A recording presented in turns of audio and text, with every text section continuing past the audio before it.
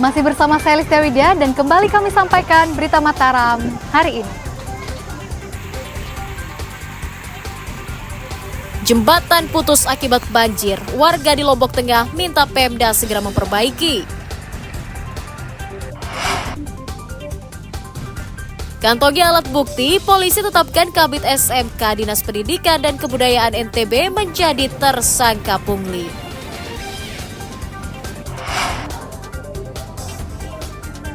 Kekurangan ratusan tempat tidur, RSUD Praia Lombok Tengah kesulitan melayani pasien rawat inap.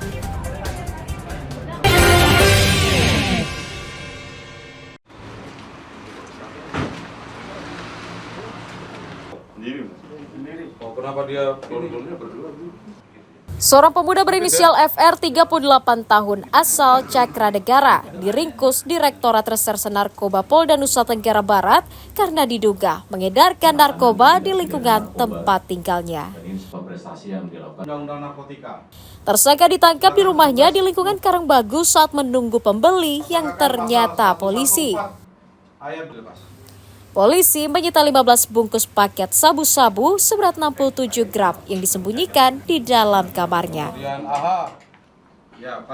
Tersangka merupakan seorang residivis yang kembali tergiur mengedarkan narkotika sehingga meresahkan warga sekitarnya. Aparat juga masih mengejar seorang tersangka lain berinisial S yang diduga merupakan pemasok narkoba ke FR. Nah, modus yang dilakukan peredarannya oleh tersangka menjual atau mengedarkan narkotika ini kisaran 5 gram sampai dengan 10 gram, di mana dalam 1 gramnya dijual dengan seharga Rp1.200.000. Tersangka memperoleh dari terduga pelaku berinisial S yang masih dalam pencarian hingga saat ini. Kemudian yang tadi saya sampaikan bahwa Karangbagu merupakan kampung yang rawan peredaran narkoba dan telah ditetapkan sebagai kampung bebas dari narkoba yang nantinya diharapkan bertransformasi semula rawan peredaran menjadi minim peredaran. Itu yang menjadi target Direktorat Narkoba. Atas ulahnya, tersangka dijerat Undang-Undang Narkotika dengan ancaman hukuman pidana minimal 5 tahun dan maksimal 20 tahun penjara. Awaludin dari Kota Mataram melaporkan.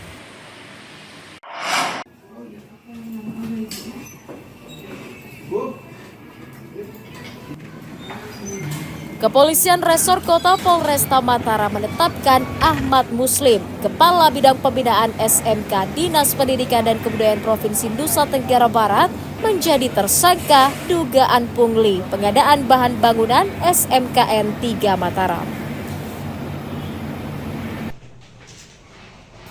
Penetapannya sebagai tersangka setelah polisi melakukan gelar perkara dan mengantongi alat bukti kuat yang melibatkan pelaku.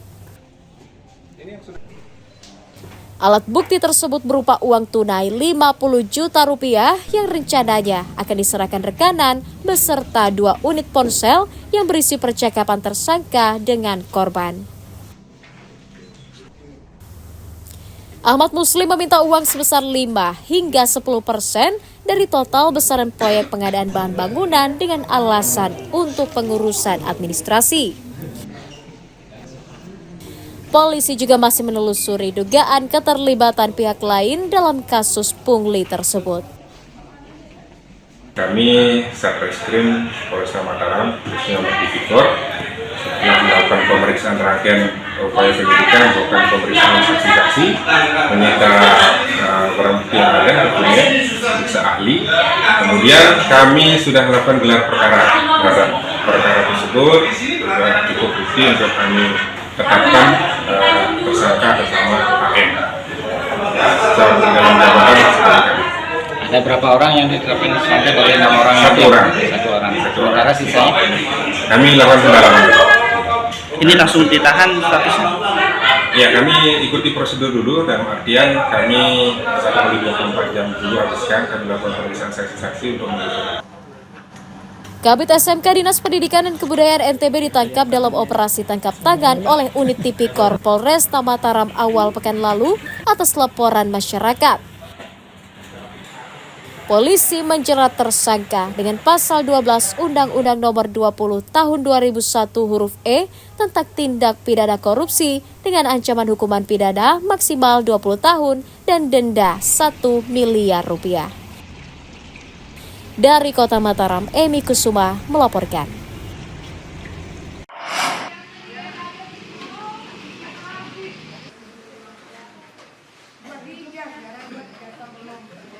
Satuan Tugas Pangan Pemerintah Kota Mataram menggelar inspeksi mendadak ke sejumlah peternak dan tempat pemotongan ayam pada Rabu pagi.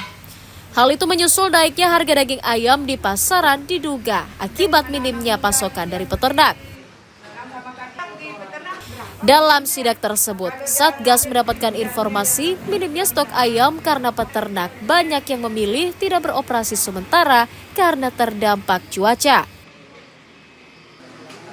Mereka memilih menyetop produksi karena takut merugi karena ayam yang dipelihara rentan sakit pada saat musim penghujan. Minimnya stok membuat harga daging ayam saat ini naik menjadi Rp40.000 per kilogram di pasaran.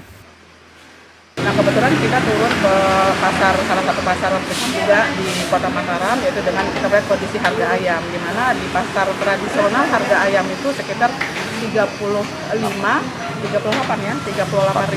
sampai 40.000. Ya, terus ada beberapa sampel kita ambil di para pedagang, rata-rata memang harga ayam memang mengalami kenaikan. Nah, terus kita lanjut ke agen untuk ayam segar ini yang memang ternyata memang terjadi kenaikan harga gitu loh. Di mana harga ayam di sini di tingkat agen itu 35.000. Salah satu penyebabnya yang kita lihat di sini kan faktor cuaca juga. Ya, faktor cuaca. Terus kalau hasil rapat koordinasi kami juga, kalau kenaikan harga ayam ini memang sudah 2 bulan terakhir ini gitu, memang penyebabnya terjadi pengurangan pasokan. Meski harganya terpantau naik, namun Satgas Pangan memastikan stok daging ayam dan daging sapi aman menjelang Natal dan Tahun Baru. Dari Kota Mataram, Emi Kusuma melaporkan.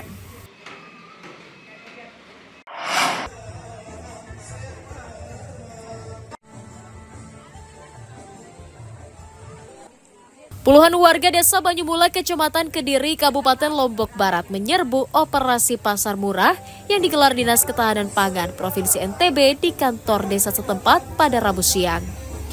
Warga berburu bahan pokok di lokasi pasar murah karena harganya lebih terjangkau dibandingkan dengan harga pasaran.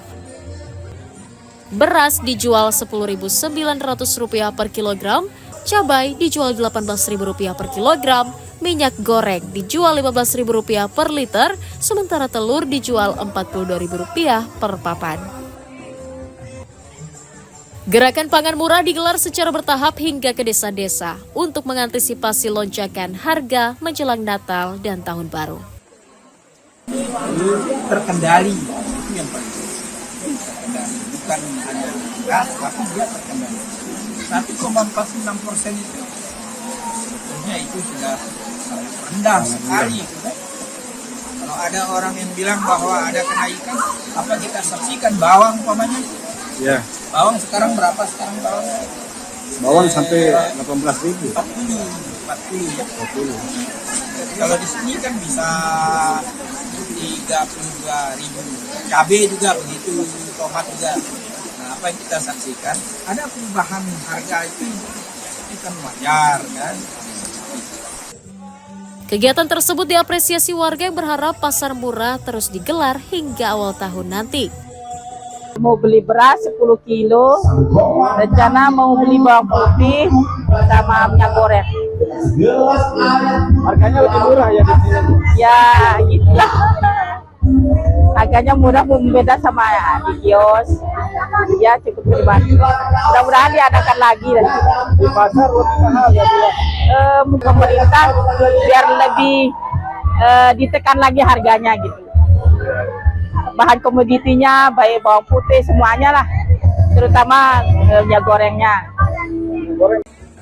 Tak hanya membantu ekonomi masyarakat, Operasi pasar murah juga digelar untuk mencegah inflasi serta menjaga stabilitas harga pangan di akhir tahun.